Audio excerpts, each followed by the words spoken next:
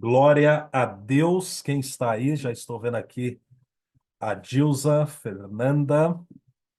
Infelizmente eu estou sem o meu celular e por isso eu não pude avisar novamente aquela lembrada que eu dou, né? Mas vamos ver se os outros irmãos e irmãs entram.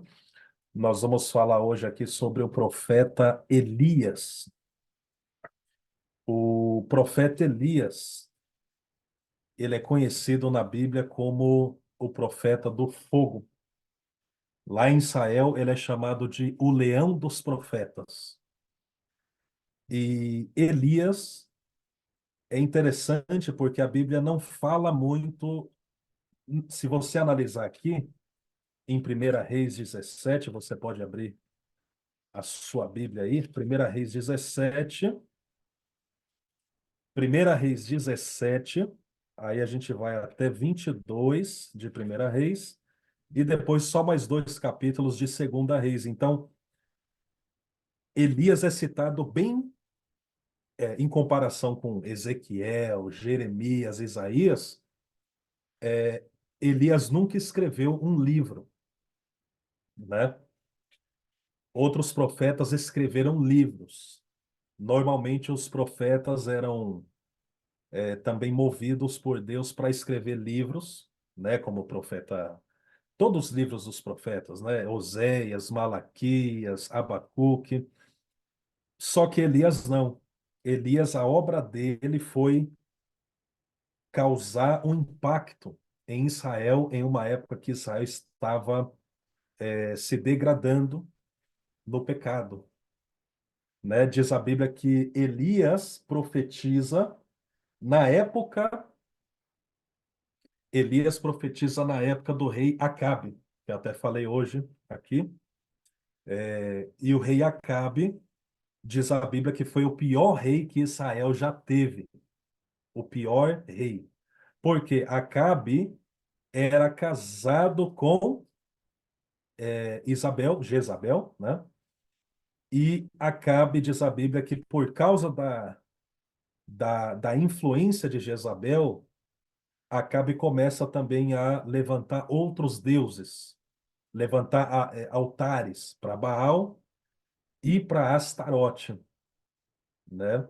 Então, você vê que o tempo em que Elias começa a pregar é um tempo muito delicado e perigoso espiritualmente. E eu não sei se vocês se lembram quando o profeta George esteve conosco, ele falou sobre essa questão da unção de Elias, essa graça, né? Só que Elias ele também passou por momentos de depressão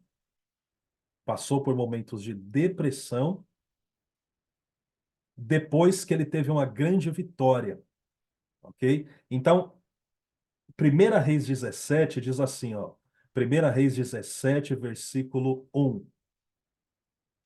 Elias, que era de Tisbe, em Gileade, disse ao rei Acabe: Tão certo como vive o Senhor, o Deus de Israel a quem sirvo, não haverá chuva, não haverá orvalho nem chuva durante os próximos anos, até que eu ordene. Imagine só a graça que havia sobre esse profeta.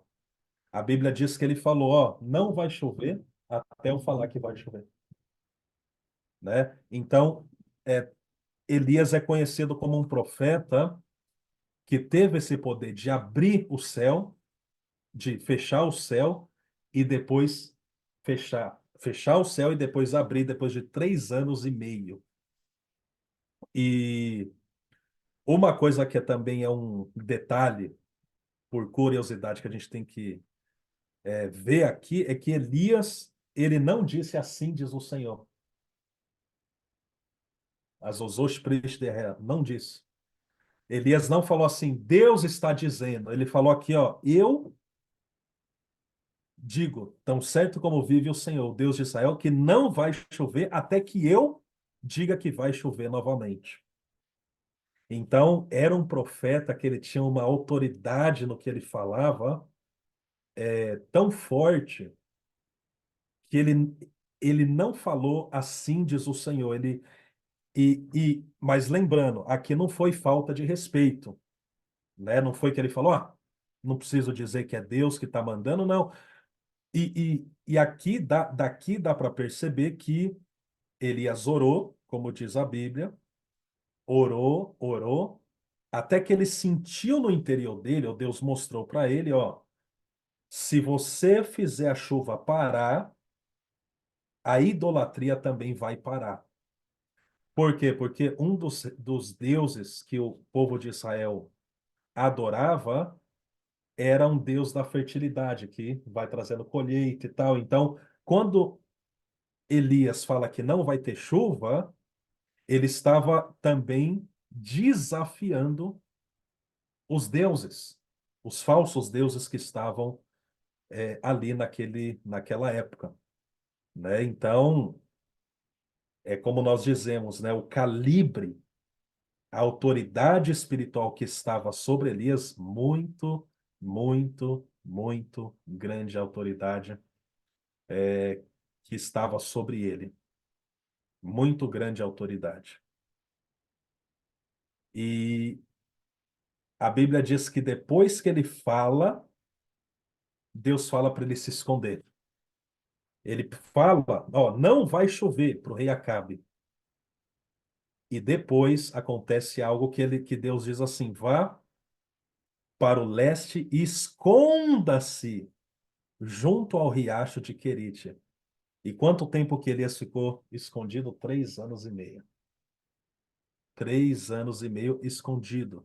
Né? Então ele vai e profetiza e fica 3 anos e meio sem pregar mais. Imagina só, se Deus dissesse para a gente, né? Se esconda. Se Deus dissesse para a gente, fique escondido. E Elias ficou 3 anos e meio escondido. E aqui a gente aprende também que quando a gente profetiza sobre um lugar, a gente também vai ser influenciado dependendo como foi aquela profecia. Ele falou que não ia chover, então ele também não pôde beber água em qualquer lugar. Ele teve que beber água no riacho, diz a Bíblia aqui, que fica a leste do Rio Jordão, e Deus falou: beba a água do riacho e coma o que os corvos te trouxerem, pois eu dei ordem para os corvos levarem alimento para você. Então, corvos são o quê? São pássaros, né? E os pássaros levavam comida para Elias. Imagina só você ser sustentado 3 anos e meio pela natureza, pelos pássaros e pela providência de Deus. Então, Deus cuidou de Elias durante tempo, todo aquele tempo. E a Bíblia diz que depois que o rio secou, Deus fala para Elias ir para um outro lugar, para uma viúva, para a casa de uma viúva. E Elias vai também agora para a casa dessa viúva, e não era uma viúva rica, né? Ou uma viúva que tinha bastante dinheiro. Pelo contrário, ela não tinha nada. Diz a Bíblia que quando Elias chega até a viúva, ela só tem um pouquinho de pão, um pouco de água, e o profeta diz aquelas famosa frase, né? Primeiro você vai fazer a comida para mim e depois você vai fazer para o seu filho, porque a farinha da panela não vai acabar e o azeite da botija também não vai mais acabar. Olha só. Então, aquela viúva, ela abre as portas para o profeta, ela dá o último tanto que ela tinha para o profeta de alimento, e aí Deus dá uma recompensa para ela tão grande que não se compara com aquilo que ela tinha dado ao profeta. Não se compara. Então aqui também a gente aprende que muitas vezes na Bíblia a gente faz um sacrifício, a gente sacrifica algo, pode ser dinheiro, pode ser tempo, pode ser isso e aquilo, mas quando nós fazemos isso em sintonia com aquilo que Deus quer, Deus vai cuidar da gente. Deus vai cuidar da gente. Só que aconteceu um outro detalhe que quando Elias estava na casa dessa mulher, dessa viúva, o filho dela morreu. E aqui vai vir mais um milagre, porque a Bíblia diz que Elias ressuscitou o menino. O único caso de ressurreição na Bíblia. Na Bíblia, Velho Testamento. Só foi Elias e Eliseu que ressuscitaram pessoas, né? E depois, claro, Jesus também no Novo Testamento. Mas no Velho Testamento, então Elias ele também era um profeta que ele era usado por Deus para fazer milagre. Nem todo profeta na Bíblia era usado para fazer milagre. Normalmente os profetas eles profetizavam, né? Então, você não vai ver milagre na vida de Jeremias, você não vai ver um milagre na vida, Deus usando Ezequiel para fazer um milagre na vida de outra pessoa. Na vida de Isaías, sim, quando o rei Ezequias estava doente, e Deus fala para ele, ó, você vai viver mais 15 anos, né? Então, teve uma palavra, uma profecia que ativou o milagre. Então, às vezes acontece isso, que a profecia ela ativa milagres na nossa vida. Por isso que a gente, quando recebe uma palavra que vem de Deus, nós devemos receber aquela palavra. E Deus ele também cura através de uma profecia. Deus cura através de uma profecia. Eu lembro de um jovem que ele estava com a mão tremendo, né? E tem um nome na medicina para isso, e ele ficava com a mão tremendo. Foi até agora no lugar que a gente foi pregar no sábado, e ele veio até mim e falou: Você pode orar, tal? Por quê? Ah, minha mão fica tremendo, minha mão treme. Então, quando eu vou escovar o dente, é difícil. Quando eu vou escrever, é difícil, né? E naquele momento, eu estava orando, orando, até que o Espírito Santo me guiou a profetizar na vida dele. E o Espírito Santo colocou a seguinte palavra na minha boca: Deus vai te dar a mão de um artista. Künstler. Deus vai te dar a mão de um artista, porque o artista ele consegue fazer cada detalhe sem tremer, com perfeição. E pronto, profetizei aquela palavra, continuei orando. Depois, no fim do culto, ele veio até mim e falou: Ó, o tremor já parou. E ele estava com aquilo já há anos, e o pai dele também tinha aquilo. O pai dele também ficava com a mão tremendo, fica com a mão tremendo, infelizmente, né? Então você vê, a profecia, diz a Bíblia, que é o testemunho de Jesus, é o espírito de profecia. Então, quando a gente profetiza, a gente está trazendo Jesus para a vida daquela pessoa. Então, por isso que a profecia é uma coisa, sim, muito importante. Mas Elias, ele não foi usado somente para profetizar, mas na vida de Elias houve vários milagres. Vários milagres. Esse, o primeiro que eu citei agora, que foi, ele ressuscitou um homem, um jovem, uma criança, um jovem, a Bíblia não fala a idade, né? Pronto. Então, ele passa por esses estágios, né? Profetiza, Deus fala, se esconde. Então, às vezes, fazer a obra de Deus tem esse preço, né? Você faz algo e aí ele teve que ficar escondido. Então, por um lado, a gente vê também que Elias, claro que ele era corajoso, mas não é porque você tem coragem que você vai afrontar todo mundo. Deus falou, esconde, né? Então, ser corajoso não é ter ter falta de sabedoria. Ser corajoso não é fazer em todo lugar alguma coisa e desafiar todo mundo. Não, não, não. Porque o próprio Deus falou: se esconde. E tem na vida de Jesus momentos que Jesus também se escondia. Mesmo Jesus sendo Jesus, ele se escondia às vezes, ele saía do meio da multidão, ele ouvia que alguém estava perseguindo ele em algum lugar, ele evitava alguns lugares às vezes. Mas quando Deus tinha um projeto e uma obra ou uma direção que dava para o seu filho Jesus Cristo, ele fazia. Amém? E isso nós vamos ver aqui em 1 Reis 18. Olha só, algum tempo depois, no terceiro ano da seca, 1 Reis 18, o Senhor disse a Elias: vá apresentar-se ao rei Acabe. Diga-lhe que enviarei chuva. Elias foi apresentar-se a Acabe. Uau! Então aqui a gente vê o quê?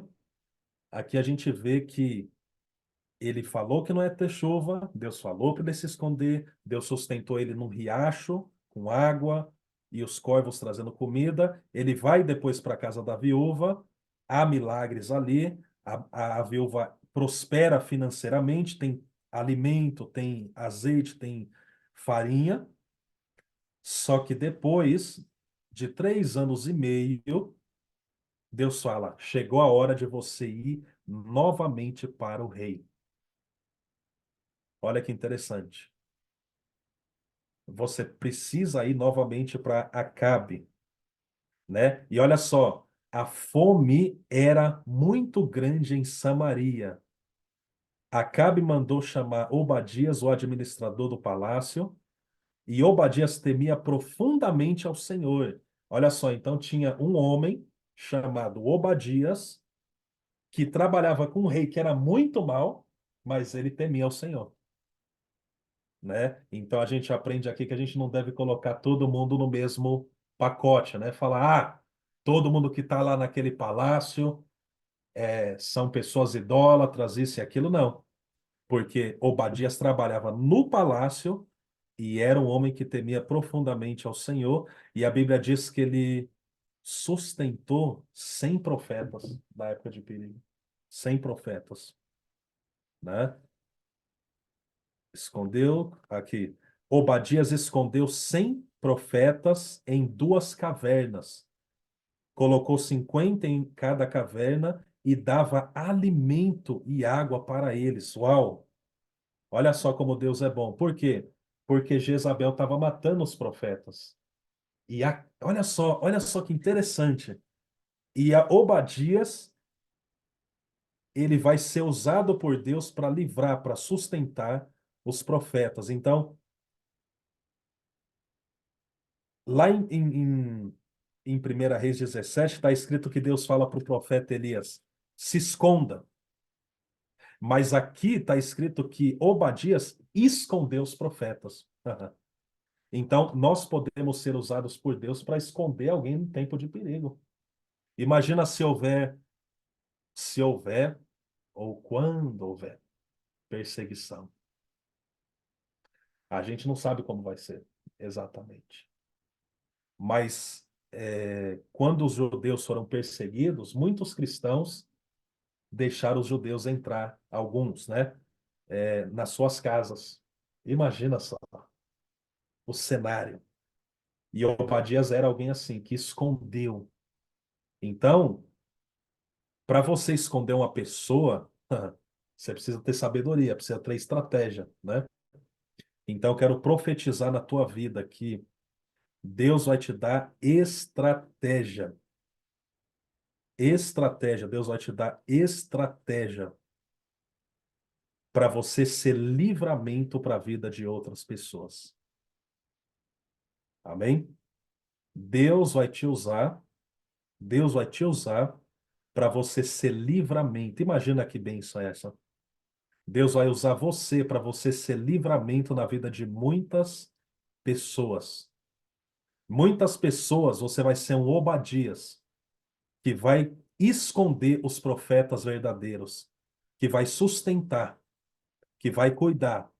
Enquanto Jezabel quer matar, você vai esconder e vai frustrar os planos de Jezabel. Amém? Você vai frustrar os planos de Jezabel. E até aqui vai o estudo de hoje. Hoje é um pouquinho mais curto. A gente está trabalhando nesse formato. Nesse formato. É, E eu quero que vocês, como lição de casa, vocês vão ler 1 Reis 17, vocês vão ler 1 Reis 18 e vocês vão ler 1 Reis 19, esses três capítulos. Porque vocês vão ver que Elias depois ele tem uma vitória, vai ficar com depressão, vai entregar os pontos e vai ser todo aquele mistério que a gente vai falar semana que vem. Ok? Então, essa é a lição de casa. 1 Reis 17, 18, 19. E qual é a declaração que eu faço sobre a sua vida dessa palavra aqui? Número um, Deus vai começar a dar força na sua palavra. Quando você abrir a boca e estiver conectado com Deus, você vai ver Deus estando com a sua boca e você vai começar a falar e profetizar. Lembrando que Deus pode curar através de uma profecia que você profetiza. Lembra do exemplo que eu dei? Eu estava orando e Deus falou: profetiza, profetiza. Então, é uma pequena diferença, mas às vezes, quando Deus quer fazer um milagre, ele fala: peço o milagre, mas agora profetiza o milagre. Profetizar. Amém? Então, Deus está ativando em você o espírito de profecia. Receba em nome de Jesus. Receba, você vai profetizar. Número dois, você vai ser usado, usada para frustrar os planos de Jezabel. Você vai ser usado e usada para frustrar. Jezabel queria matar todo mundo. Obadias, esses 100 aqui vão viver. Então, só que tem que ter coragem. E terceiro, eu quero profetizar sobre a sua vida coragem e aqui, ó, a mente renovada, porque o maior ataque do inimigo vem na nossa mente. E até o leão dos profetas desejou a morte. Você vai ver quando você estiver fazendo a lição de casa, lendo ou relembrando, talvez você já leu, você vai ver que Elias queria morrer. Logo depois de uma vitória, ele quis morrer. Então a gente tem que tomar cuidado quando a gente tem vitórias, porque logo depois de uma vitória, pode ser que venha o desânimo. Muito alface. Às vezes a gente está feliz, está happy, uau, Deus fez isso, Deus fez isso. Eu estou com esse plano, eu quero fazer isso, mas tem que tomar cuidado, alerta, vigilante, porque pode ser que depois de uma vitória, o inimigo nos ataca. Primeiro, para a gente não desfrutar a vitória. Segundo, porque ele está irritado de Deus ter nos dado a vitória. E terceiro, porque como Deus usou você, agora ele vai te atacar. Mas não significa que se ele te ataca, você tem que ser vencido. Isso fique bem claro. O inimigo pode nos atacar, mas a gente deve vencer. Elias tinha matado 450 profetas. Mas quando uma pessoa chamada Jezabel ameaçou ele, ele parou. E normalmente ele deveria ter feito o que Jeú fez, ido e matado Jezabel, né? Naquela época, né? Hoje você não vai fazer isso, né? Mas ele deveria, ele já tinha matado os profetas de Baal e ele deveria simplesmente juntar o povo, porque se você lê na Bíblia, o povo queria que Jezabel fosse sentenciada. O povo queria. Mas algo entrou na mente dele. A Bíblia diz que ele viu a cena que Jezabel falou assim: assim como você matou os meus profetas, eu vou te matar. E a Bíblia diz que ele olhou para aquilo que ela falou e ele viu, ou seja, ele imaginou: nossa, ela vai me matar, ela vai me matar. E aí ele vai para debaixo do zimbro, vai para o deserto, começa a fugir e começa toda aquela história que através dessa história ele vai conhecer o próximo profeta chamado Eliseu, que ele vai treinar. E isso foi uma grande qualidade de Elias, porque ele treinou um sucessor.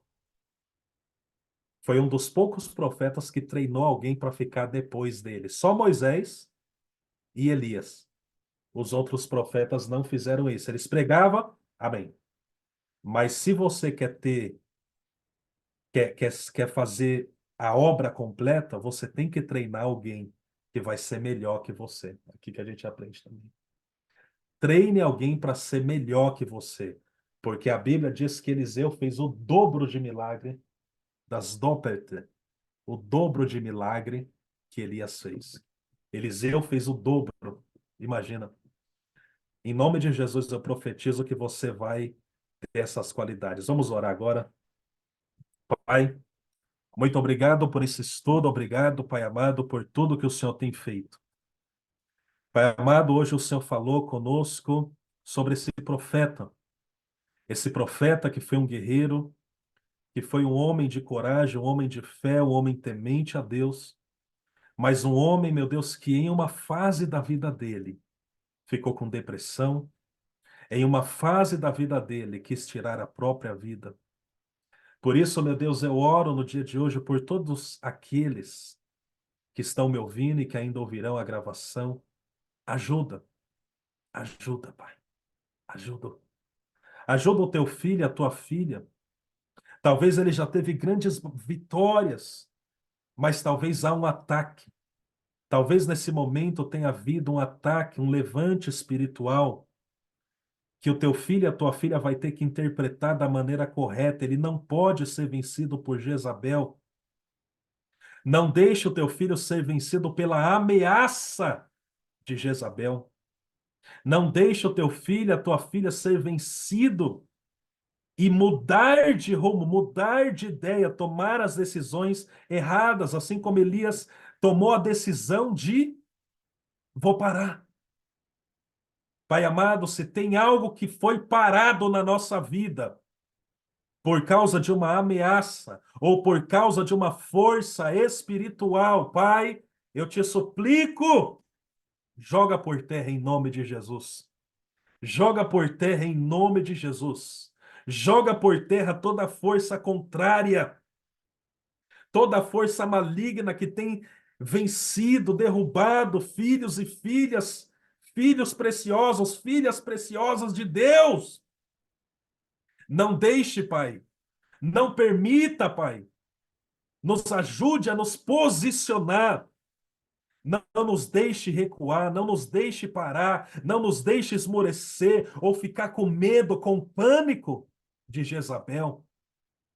Pai amado, Senhor, onde houver uma força maligna se levantando contra a casa do teu filho, contra o futuro do teu filho, da tua filha, joga por terra em nome de Jesus. Rabashuri bikala basiri bikanda laia síria. Elei Joe Manakadori Bicandoro Kadori Arablandere que Síria. Erei Botanda Laca Siri Bicou Minara Pla Plauere Siri Bicanda Araia. Pai amado, meu Deus, assim como Obadias nos dá o temor do Senhor, aperfeiçoa na nossa vida que possamos te temer. Onde houver alguma área da nossa vida que está em construção, que precisa ser aperfeiçoada, onde o temor do Senhor não está vivo e presente. Pai amado, queremos te temer, te obedecer, te respeitar.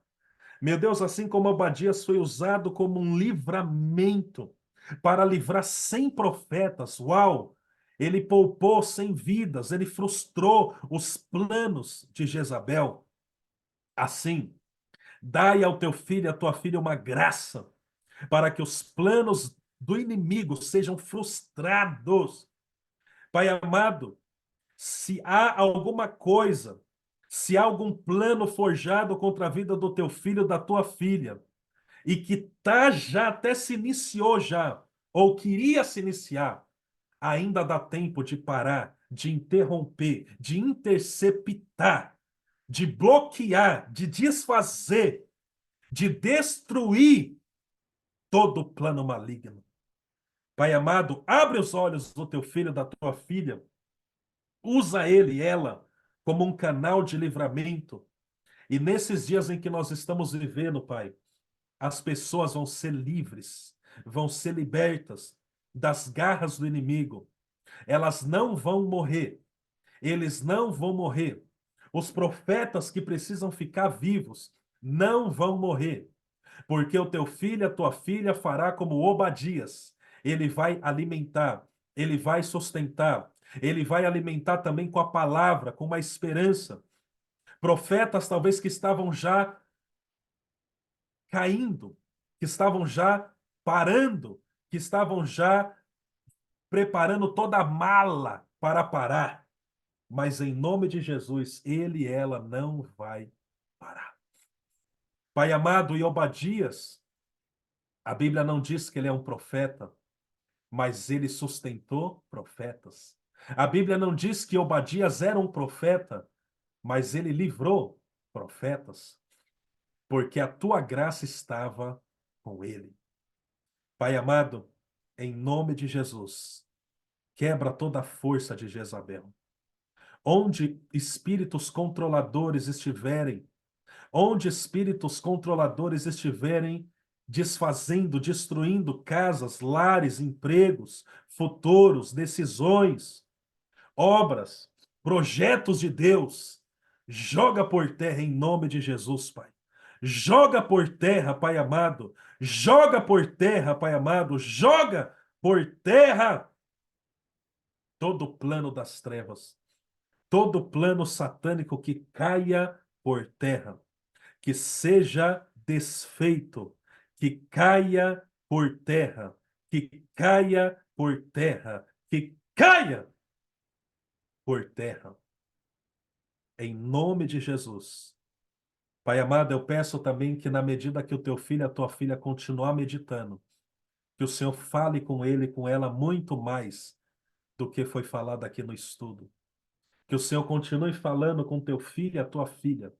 Continua falando com ele. Continua falando com ela.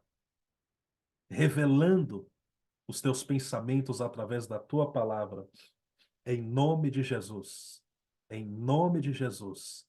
Dá-nos vitória contra os poderes malignos. Tira todo o medo. Tira todo o receio. Tira todo o pânico. Tira todo o pensamento confuso. E assim como o Senhor enviou o teu anjo, quando Elias estava ali debaixo daquela árvore, sem nenhuma esperança mais. Mas o Senhor enviou um anjo. Ah, Pai, envia. Envia o teu anjo lá para aqueles que precisam. Aqueles que estão à beira da morte, à beira do desespero, à beira, parando. Em nome de Jesus. Amém e amém. Enquanto eu estava orando aqui, o Senhor me lembrou de uma situação que teve. Foi esses dias eu falei para uma irmã, ó, Deus está enviando um anjo agora.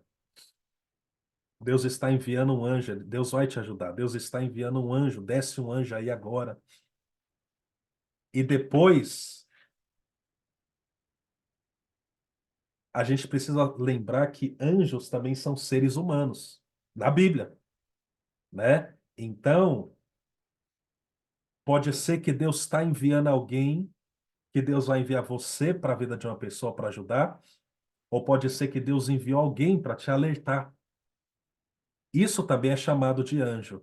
Quando Deus usou João Batista, diz a Bíblia que Deus falou assim: Eis quem viu meu anjo diante da tua face. Estava falando de quem? O anjo que ia preparar o caminho para Jesus, quem foi? Foi o profeta João Batista.